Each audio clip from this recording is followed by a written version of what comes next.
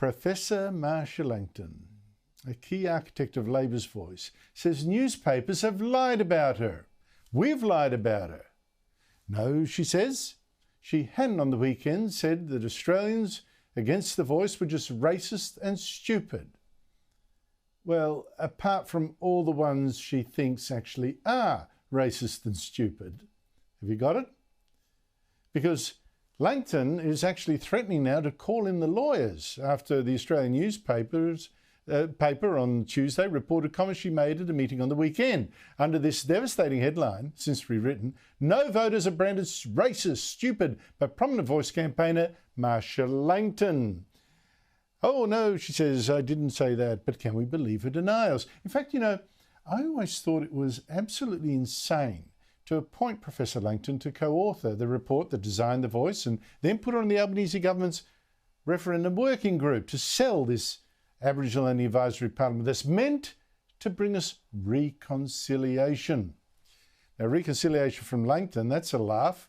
From this race-monger who's notorious for calling so many people already racist. And not just abusing conservatives like former Prime Minister John Howard or historian Geoffrey Partington and me. She's also attacked leftists, environmentalist Tim Flannery, racist.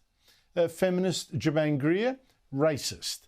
Professor and Green Boris Frankel, racist. I mean, who isn't racist in Langton's angry world?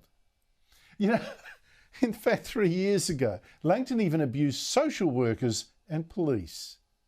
Families have been broken apart by social workers who are, by and large, white and racist. We need a radical culture change to stop the police from criminalising more and more people simply because the police are racist, because they get brownie points for rounding people up. I think you're sensing a pattern here. In fact, Langton has played this racism card so recklessly and so baselessly that she actually had to apologise for this totally false claim made in the ABC that I had racially abused some friend of hers. Nothing that he said about her was political. It was simply racial abuse. Gosh, the ABC hated having to apologise to me.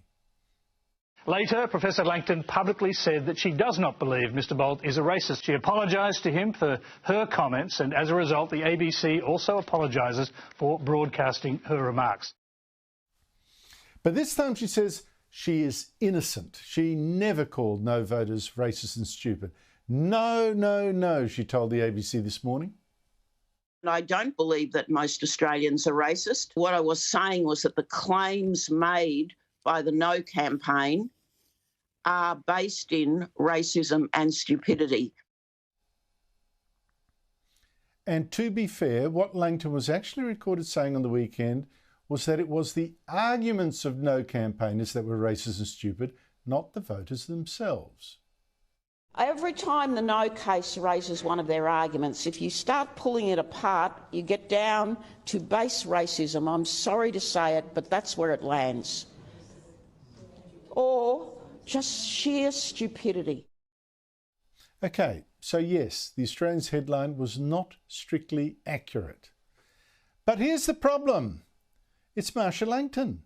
And she just can't help herself. In fact, today she embarrassed herself all over again because even when she was defending herself on ABC radio trying to hose down this disaster for the Yes campaign, she still managed to suggest that actually many No voters were indeed racist or stupid. And it wasn't just the No campaigners who were racist, she said. No voters she'd spoken to were racist. A lot of people don't understand how what they're saying is racist. Other No voters were indeed too stupid to know that they'd been conned by racist arguments, and she'd had to educate them.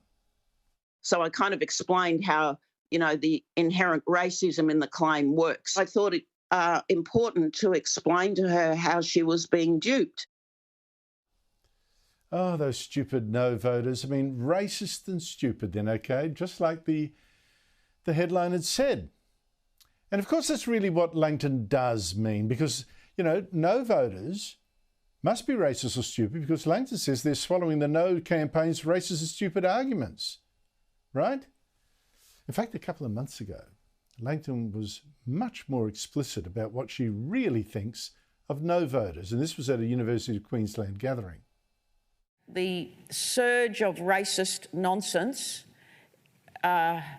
is confined to a minority of Australians. Ordinary Australians are thinking, yes, of course I'm voting for the Voice, and that would be, you know, say 48, 49%. Then there's the hard no voters, and I'm hoping that they're about 20%, and they're the ones who are spewing the racism, appealing to their racist base with claims that the proposal will racially divide the nation.